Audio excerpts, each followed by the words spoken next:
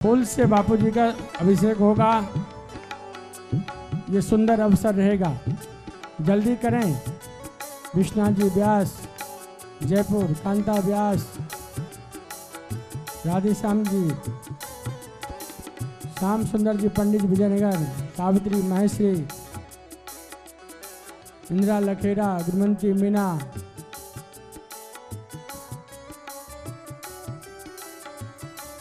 कमलेश जी सुरलिया,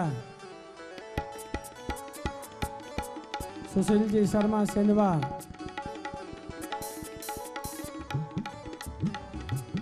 ठाकुर साहब, भगवत सिंह जी बना साहब, आ जाइए। गोपी कृष्ण जी विजय, जल्दी करते रहें, जल्दी करते रहें, समय हो जाएगा मैं रोक दूंगा।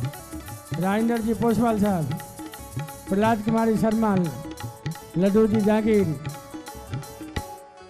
प्रदीप सिंह जी गोपीगंज, अभय सिंह जी इलाहाबाद,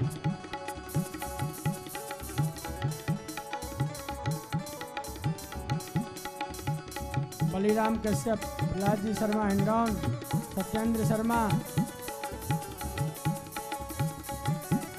जगदीश जी बिजोलिया,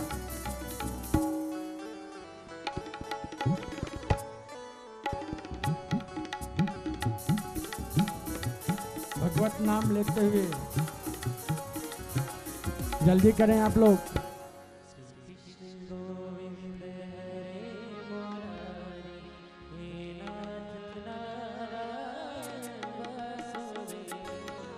आते रहें।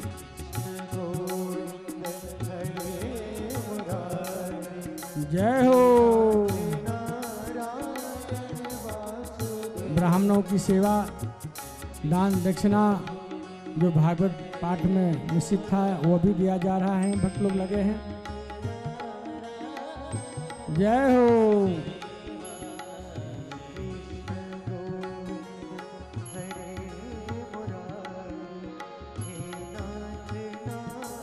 निकलते चलें जल्दी जल्दी।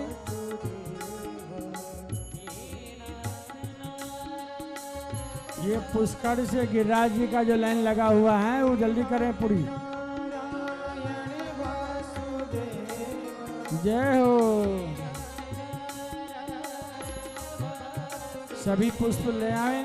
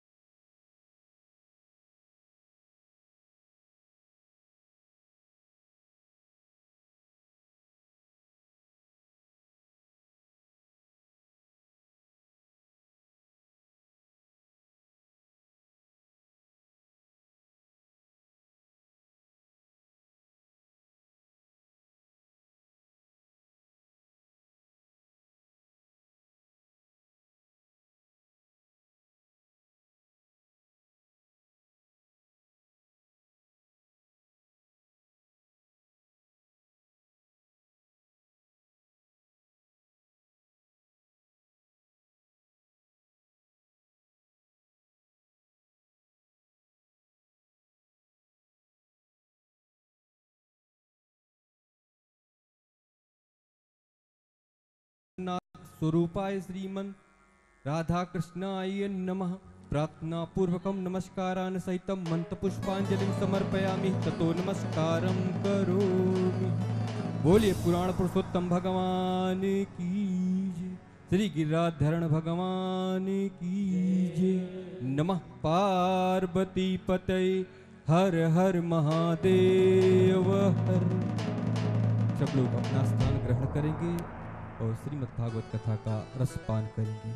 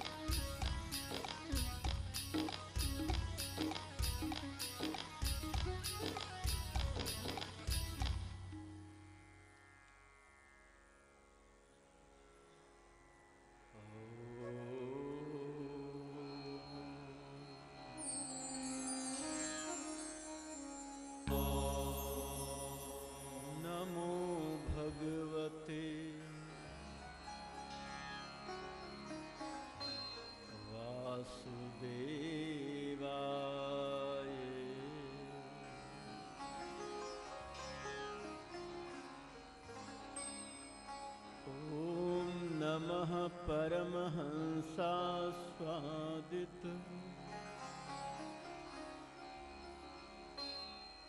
शरण कमल चिन्ह मकरंदा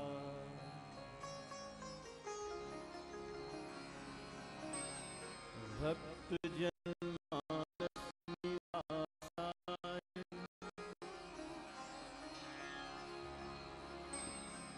श्री रामचंद्राय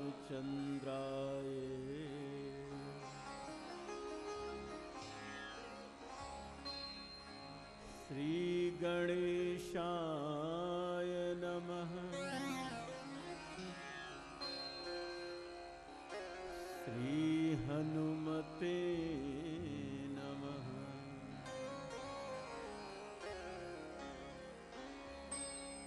श्री सरस्वत्यै नमः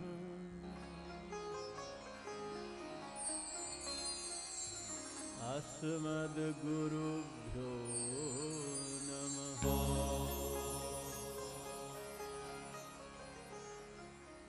भाव से प्रभु नाम का संकीर्तन करें।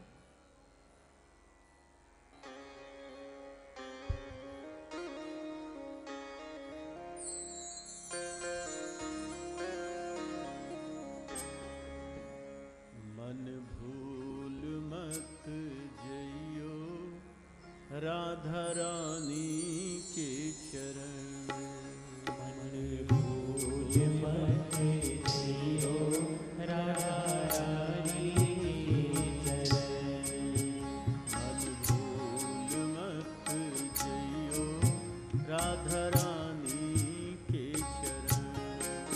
मन भूल मत जइयो राधा रानी के चरण। राधा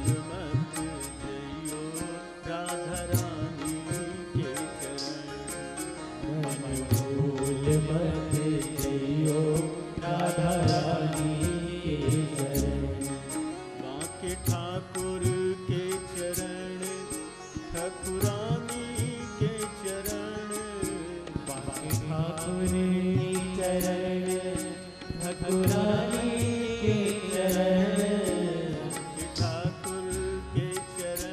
ठाकुरानी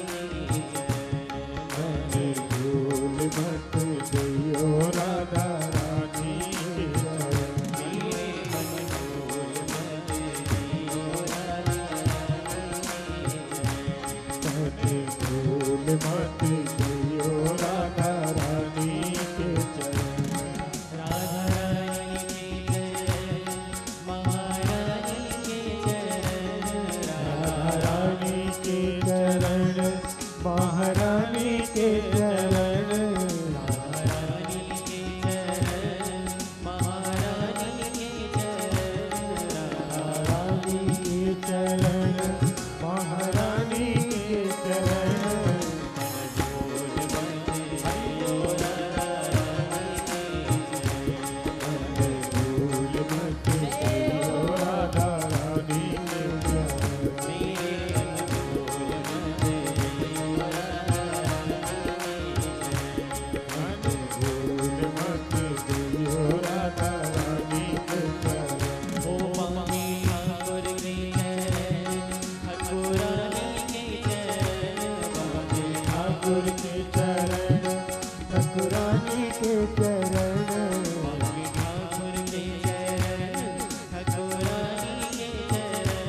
बाके ठाकुर के चरण ठाकुरानी के चरण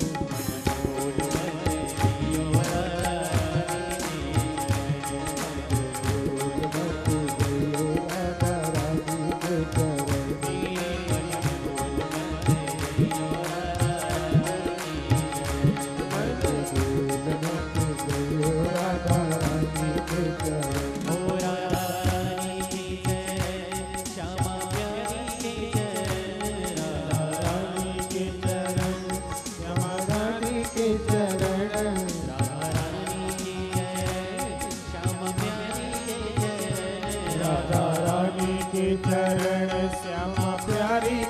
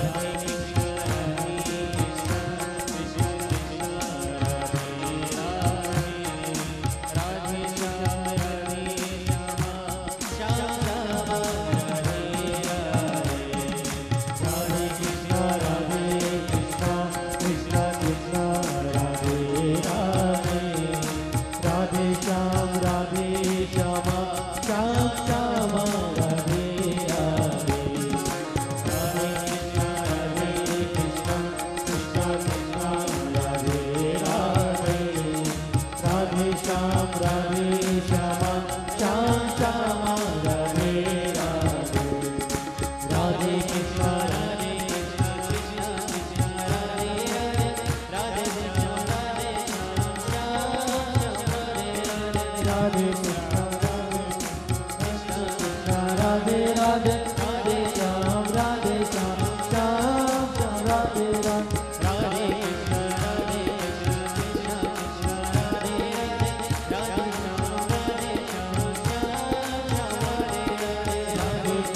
राधे कृष्ण कृष्ण कृष्ण राधे राधे राधे श्याम राधे श्याम श्याम श्याम राधे राधे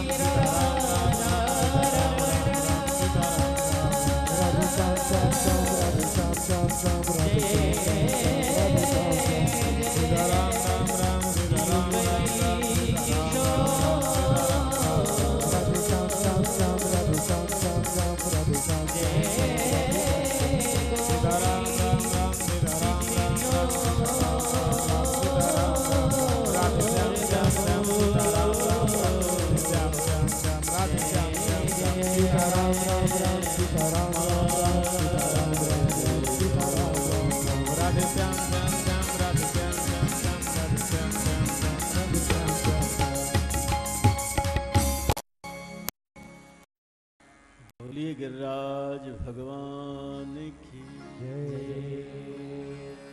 गिरिराज धरण भगवान की भागवत भगवान की व्यास भगवान की सुखदेव भगवान की परीक्षित जी महाराज की हनुमान जी महाराज की राज महाराज की गुरु जी महाराज की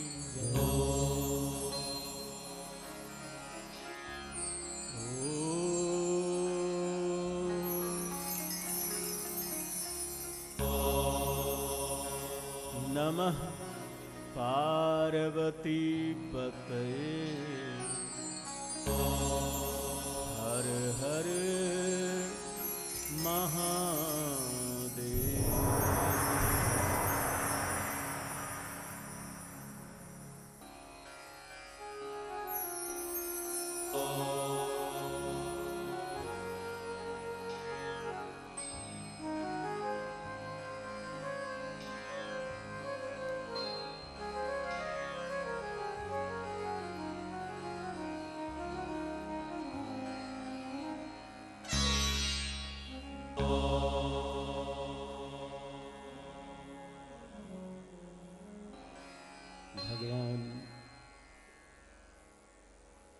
श्री गिरिराज जी महाराज की महती अनुकंपा से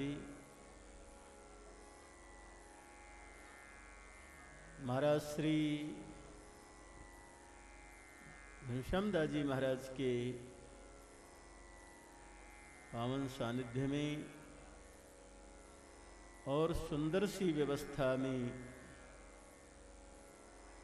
151 भागवत श्रीमद् भागवत पारायण ज्ञान यज्ञ 151 यजमान परिवार के द्वारा संकल्प और व्रज के आचार्य गण के द्वारा बड़े विधि विधान से उसके पाठ का सुंदर सुयोग चल रहा है और साथ में मुख्य यजमान परिवार का पाठ, सह यजमान परिवार का पाठ भी चल रहा है।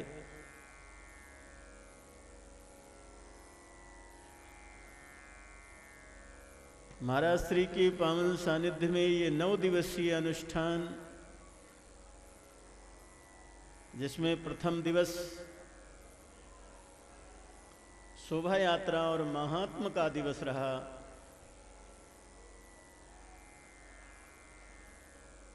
बीच में 7 दिवस भागवत पाठ का रहा और आज समापन दिवस का अवसर है। हमारे महाराज श्री बड़े महाराज जी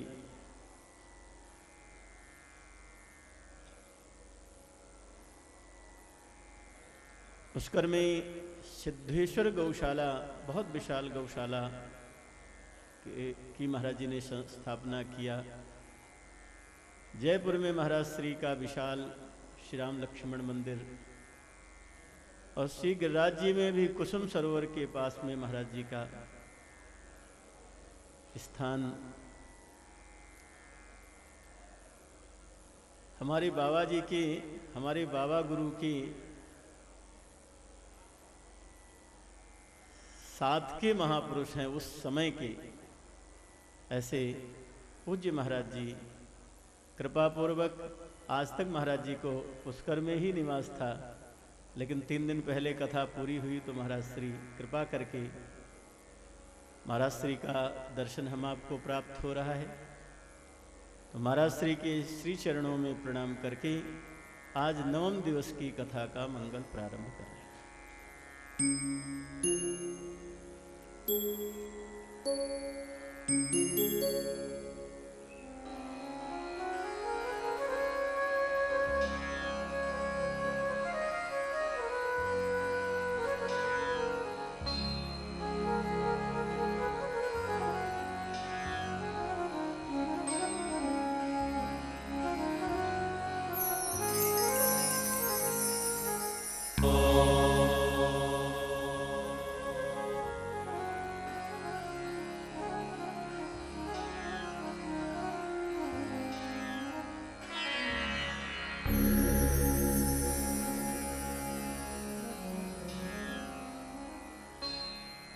वहाँ सुक्ताल की पावन भूमि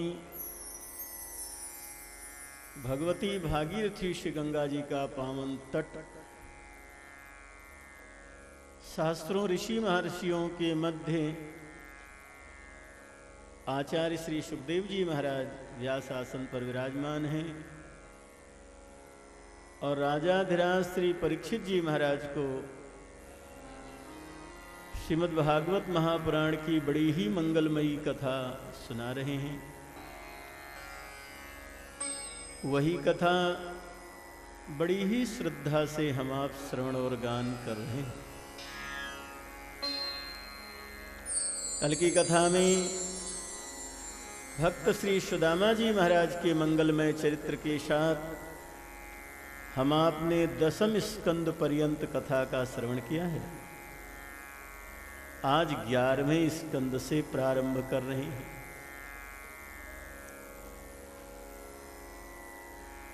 व्यास जी के शब्दों में बड़े ध्यान से सुने।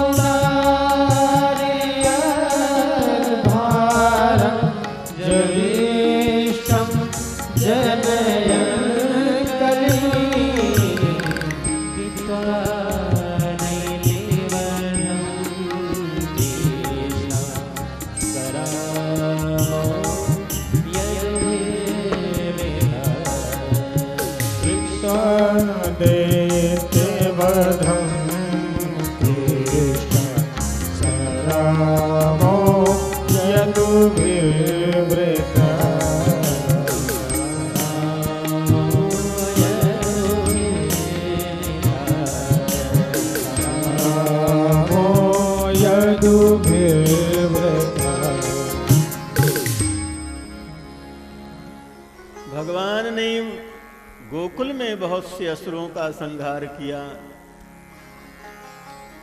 भगवान वृंदावन में भी बहुत असुरों का संहार किए, लेकिन मथुरा जब भगवान पधारे और कंस का उद्धार भगवान ने किया, उसके बाद तो भगवान ने जाने न जाने कितने राक्षसों का संहार किया। 23 अक्षौणी सेना राक्षसों की लेकर के जरासंध 17 बार आया और भगवान एक को भी लौटने नहीं देते थे। भगवान सबको ही समाप्त कर देते थे, जरासंध ही पैदल लौट करके जाता। इसके बाद भगवान द्वारिका लीला भगवान की प्रारंभ हुई। महाभारत युद्ध में भी भगवान ने बहुत से दुष्टों का संहार करवा दिया। ये जो विशाल संहार भगवान ने करवाया, शिशुपाल, दंतवक्र, न जाने कितने दैत्य मारे गए, तो व्यास जी कह रहे हैं अकेले भगवान ने नहीं मारा है, सरामो यदुभिर्वृतः। भगवान श्री बलराम जी महाराज को साथ लिए हैं। बहुत से असुरों का संहार बलराम जी महाराज से करवाया भगवान ने। और यदुभि, भगवान के जो यदुवंशी वीर लोग हैं, उनकी सबकी सहायता से भगवान ने धरती का भार उतार दिया।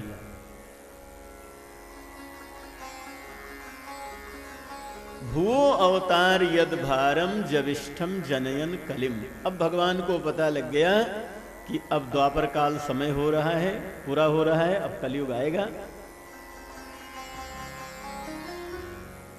तो भगवान ने मन में विचार किया, जो ये यदुवंशी लोग हैं, ये देवता ही यदुवंशियों के रूप में अवतार लिए हैं। जैसे रामावतार में रीछ बंदर के रूप में देवता अवतार लिए थे, ऐसे भगवान के सहयोग के लिए कृष्णावतार में यदुवंशी वीरों के रूप में देवताओं ने अवतार लिया है। जैसे रामायण में है, रावण के मरने के बाद भगवान ने सबको रीछ बंदरों को विदा कर दिया, काम हो गया, अब आप भी अपने अपने स्वरूप में स्थित हो जाएं। ऐसे ही श्री कृष्णावतार में भगवान व्यास कहते हैं कि भगवान के मन में आया कि अब जिस कार्य के लिए अवतार हुआ था, जिस लिए लोग पधारे थे, काम हो गया, तो हम अपने धाम जाएं। और ये देवता भी जो यदुवंशी वीरों के रूप में अवतार लिए हैं, ये भी अब अपने स्वरूप को प्राप्त कर लें, क्योंकि कार्य हो गया, अब कोई मतलब नहीं। तो भगवान ने एक लीला रची। लीला ये रची कि चातुर्मास का समय था, बड़े बड़े महात्मा द्वारिका में चातुर्मास कर रहे थे। कौन कौन आया था, व्यास जी के शब्दों में सुनिए।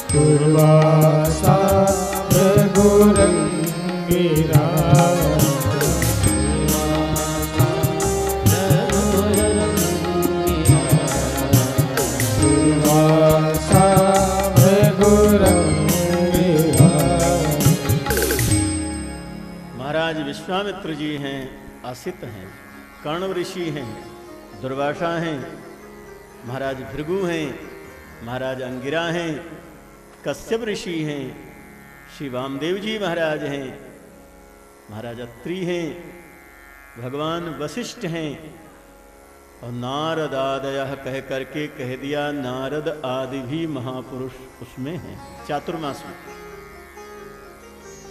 एक एक नाम आपको सुनाया गया, लेकिन ये बड़े बड़े महात्मा हैं, ये कुलपति हैं। इनके साथ में 10-10 हजार तो शिष्य रहते हैं। तो इन महात्माओं को चातुर्मास चल रहा था द्वारिका में, और भगवान द्वारिकाधीश के द्वारा ही इन लोगों की सेवा चल रही थी। अब यदुवंशी बालक उपवन में खेल रहे थे और उनके मन में विनोद सूझा। तो विनोद क्या किया उन लोगों ने? चलो महात्माओं की परीक्षा लें। ये वास्तव में बड़े महात्मा हैं, त्रिकालदर्शी, सब कुछ जानने वाले हैं कि वैसे ही हैं। तो भगवान के पुत्र जाम्बवती नंदन जो शांब है ना, इनको माताओं का कपड़ा पहना दिया। जाम्बवती नंदन शांब भगवान के पुत्रों में अतिशय सुंदर है। भगवान के मित्रों में श्रीदामा और भगवान के पुत्रों में शांब इतने ज्यादा सुंदर हैं कि इनको माताओं का वस्त्र पहना दिया जाए तो ये भगवती राधा रानी जैसा लगते हैं। महाराज, भगवान को रास आदि में पधारना होता था तो श्री दामा को ठाकुर जी माताओं का कपड़ा पहना करके और यशोदा मैया के पास छोड़ जाते थे। और यशोदा मैया मानती थी कि हमारी बहू राधा रानी ही हमारी पास है, और भगवान रास लीला में श्री राधा रानी को लेकर के चले जाते थे। श्री दामा इतने सुंदर थे। तो शांब को माताओं का कपड़ा पहनाया और पेट पर थोड़ा कपड़ा और बांध दिया।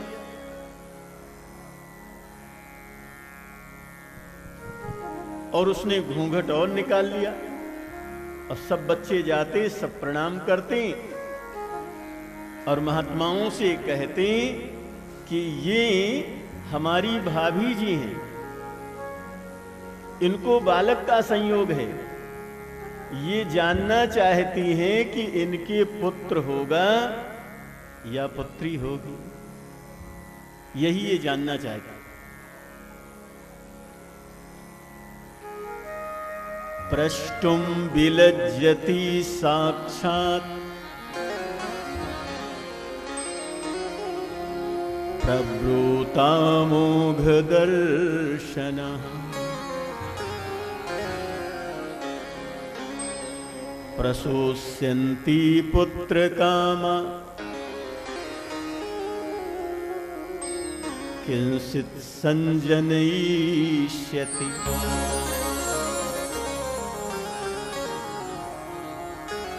अब वो बड़े बड़े त्रिकालदर्शी महात्मा थे, जान तो सब जाते थे, लेकिन लगता था बच्चे हैं, विनोद कर रहे हैं, चलो चलो आगे बढ़ो, चलो चलो आगे बढ़ो, सब महात्मा बढ़ाते जाते।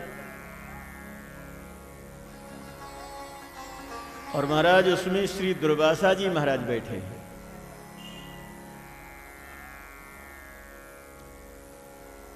दुर्वासा जी को क्रोध आ गया।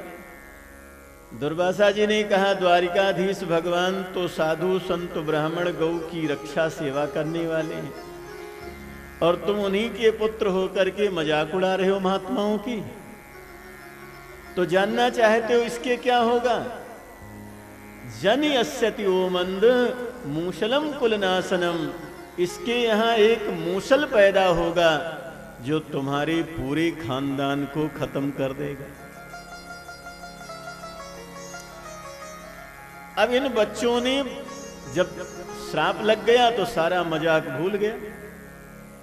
कई बार ऐसा होता है कि विनोद बड़ा महंगा पड़ जाता है। आपने किसी से विनोद किया और उसका उस समय प्रसन्न नहीं है, वो नाराज हो गया और ज्यादा। इसलिए विनोद करना चाहिए, लेकिन जब विनोद हो रहा हो और वैसा वातावरण हो तो विनोद करना चाहिए। 24 घंटे विनोद नहीं करना चाहिए। कई लोगों का विनोदी स्वभाव होता है, हमेशा मजाक करते रहते हैं, अच्छा नहीं है। हमेशा मजाक नहीं करना चाहिए। हाँ, स्वभाव शांत स्वभाव होना चाहिए। कभी विनोद जैसा आया तो विनोद कर लो, कभी गुस्सा करने जैसा आया तो गुस्सा कर लो, लेकिन व्यक्तिगत स्वभाव शांत होना चाहिए। अब हमारे एक पंडित जी हैं, उनको विनोद करने का बहुत स्वभाव है, हमेशा विनोद करते रहते हैं। तो एक व्यक्ति के पिता की मृत्यु हुई तो उसके तीसरे दिन बैठने गए, तो उनका मित्र था, बगल में बैठ करके मजाक करें उससे। अब उसने कहा अभी तो आप जाओ, नहीं तो यहां हम हंसेंगे तो लोग कहेंगे इसका बाप मरा है और बैठ करके हंस रहा है, कितना खराब लगेगा। तो विनोदी स्वभाव होना दोष है। स्वभाव तो शांत ही होना चाहिए। जब जैसी जरूरत हो, कभी विनोद जैसा हो तो विनोद कर लो, कभी गुस्सा करने जैसा है तो गुस्सा कर लो, कभी कोई बातचीत करने वाली बात है तो बात कर लो, लेकिन स्वभाव मूलतः शांत होना चाहिए।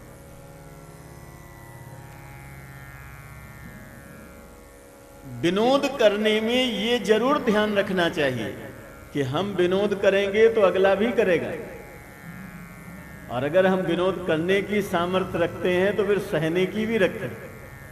बहुत लोग सबसे तो विनोद करेंगे और कोई दूसरा करेगा तो गुस्सा करेंगे।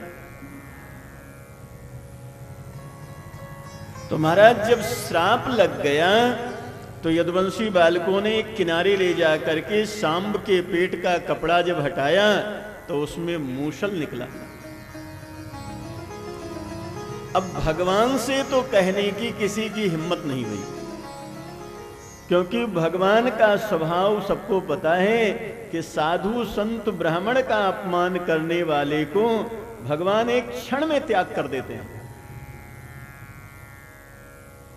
इसलिए भगवान से तो किसी ने कहा नहीं, उग्रसेन महाराज से सबने जाकर के कहा।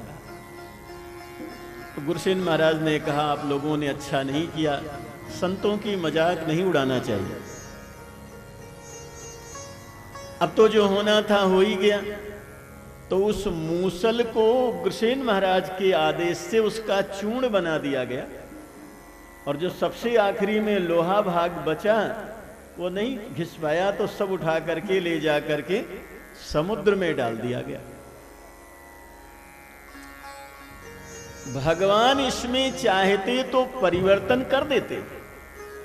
भगवान को कोई बताओ या ना बताओ तो अंतर्यामी है, सब जानते हैं। श्राप लग गया तो वंशियों को, उनको पता है। और भगवान परिवर्तन करने में, कराने में पूर्ण समर्थ थे, समर्थ हैं। भगवान के लिए कोई कठिन बात नहीं है। लेकिन भगवान स्वयं भी यही चाहते थे कि अब काम हो गया तो ये लोग भी अपनी लीला संवरण करके अपने अपने लोग जो देवगण हैं प्रस्थान करें। श्री सुखदेव जी कहते हैं परीक्षित, वही बाद में प्रभास क्षेत्र में पटेरा नाम की घास के रूप में उगा और यदुवंशियों का उसी से संहार हुआ और सब अपने अपने स्वरूप को प्राप्त हुए।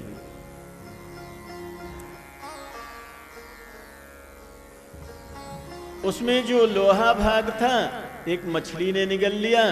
वो मछली जरा नाम के व्याध के जाल में पकड़ी गई। उसने उधर भेदन किया तो उसमें लोहा मिला। उसने अपने बाण के ऊपर उस लोहे को लगा लिया और वही बाण उसने भगवान पर प्रहार किया। खैर भगवान के चिन्मय विग्रह पर कोई बाण वाण नहीं लगता किसी का। अगर भगवान पर बाण लगता तो महाभारत में न जाने कितने बाण ठाकुर जी को लग जाते। सबको पता था कि पांडवों की अपनी कोई हिम्मत नहीं है, भगवान के बल पर ये लोग लड़ रहे हैं। तो निश्चित है कौरव लोग भगवान से द्वेष करते होंगे, लेकिन भगवान के चिन्मय विग्रह पर किसी अस्त्र शस्त्र का प्रभाव पड़ ही नहीं सकता। आगे हम आप सुनेंगे कि भगवान व्यास कहेंगे कि अगर भगवान को कोई सामान्य मनुष्य जैसा अनुभव करेगा तो उसे बहुत बड़ा पाप लगेगा। यो व्यक्ति भौतिकम रूपम कृष्णस्य परमात्मना सशूद्रमत बहिष्कार्या सर्वास्मात् द्विजकर्मणा। अगर कोई ऐसा कह दे कि जैसे दुनिया में सबका जन्म होता है वैसे भगवान का भी होता है, जैसे दुनिया में सबके शादी विवाह होते हैं वैसे भगवान के भी होते हैं, तो व्यास जी कहते हैं ऐसे पापी को तो देख करके कपड़े समेत नहा लेना चाहिए। क्योंकि गीता जी में भगवान कहते हैं जन्म कर्म च मे दिव्यम भगवान का सब कुछ दिव्य है, सामान्य व्यक्ति जैसा नहीं। इसके बाद 11वें स्कंद में 9 योगेश्वरों का संवाद है, हम लोग सुनेंगे, लेकिन बीच में 2 मिनट का एक संकीर्तन भाव से करें।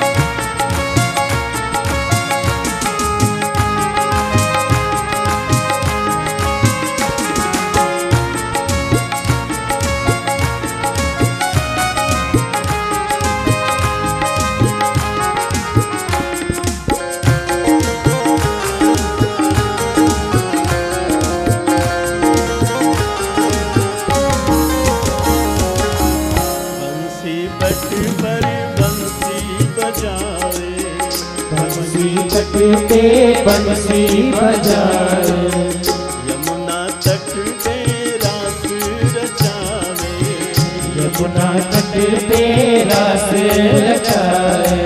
नूपुर की होए झनकार मेरे श्याम, नूपुर की होए झनकार मेरे श्याम, नूपुर की होए झनकार।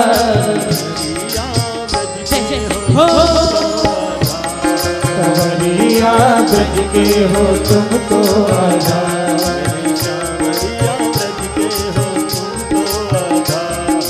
सांवरिया ब्रज के हो तुम तो आधार।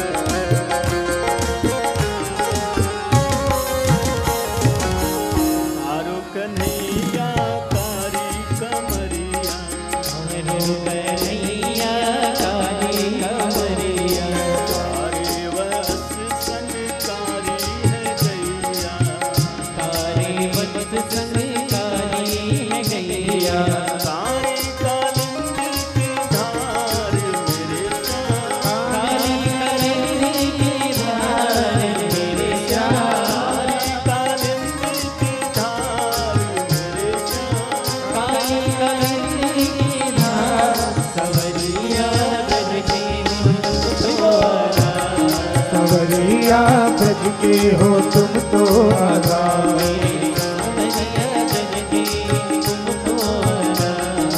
सांवरिया ब्रज के हो तुम तो आधार।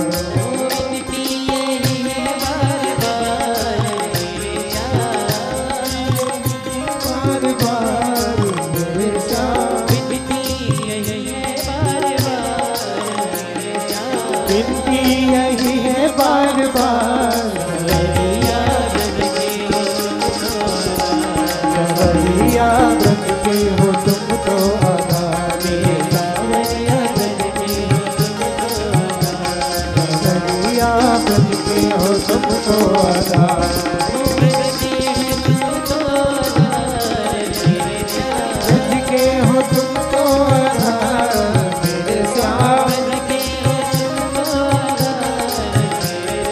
ब्रज के हो तुम तो आधार, कंवरिया ब्रज के हो तुम तो आधार,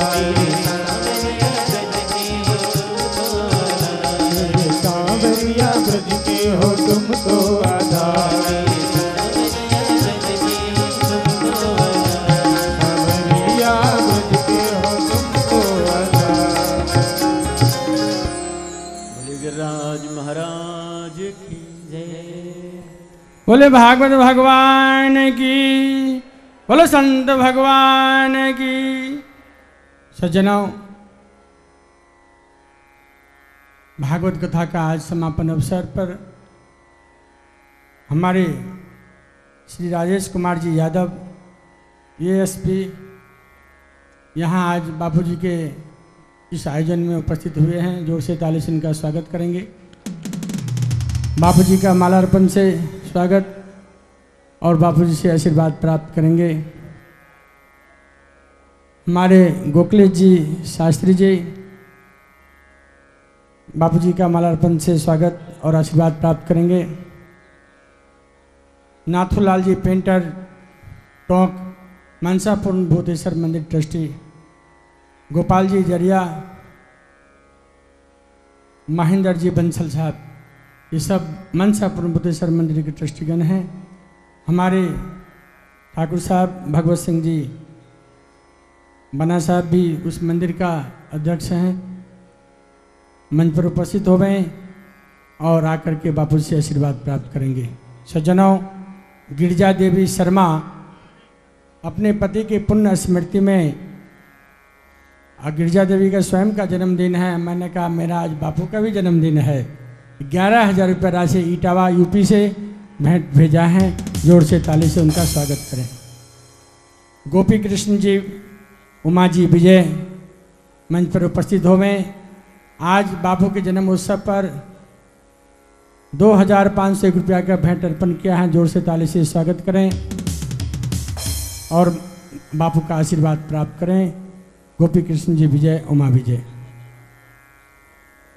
आज अरुण कुमार बांगर का जन्मदिन है और 2100 रुपया संत भंडारे में भेंट भिजवा रहे हैं, जोर से उनका हम ताली से स्वागत करेंगे। किशनगढ़ से प्रताप राम मनोज जी प्रजावत 2100 रुपया सिरोही से संत भंडारे में भेंट अर्पित कर रहे हैं, जोर से ताली से स्वागत करेंगे और मंच पर पधार करके आशीर्वाद प्राप्त करें। प्रताप राम जी प्रजावत।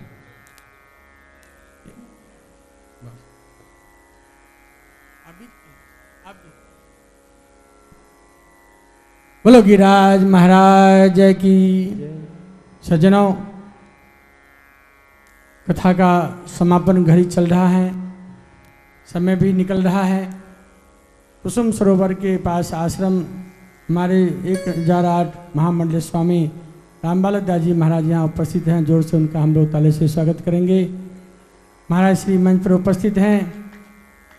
आज बापू के जन्म दिवस पर आशीर्वाद रूप में महाराज जी यहाँ विराजे हैं।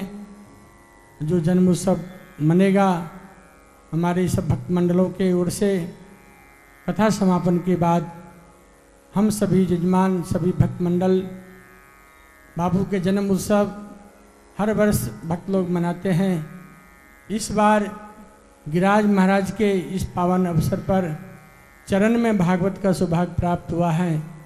यहाँ बापू का जन्म उत्सव भक्त लोग ने पहले से ऐसा मन में भाव बना रखे थे, जब ये आयोजन होगा, ऐसा समय में आयोजन हो तो गिरिराज महाराज के चरण में हो और बापू का जन्म दिवस भी वहाँ मने। उसी आशा में आज का वो समय जो आ गया है, बापू का जन्मदिन 15 जनवरी 1970 में हुआ, वह वहाँ से आप वर्ष गिन लीजिए। उस वर्ष के हिसाब से आज अनेकों पंखड़ियों से बापू का गुलाब के पुष्प से यहाँ पुष्पाभिषेक होगा। बोलिए गिरिराज महाराज की।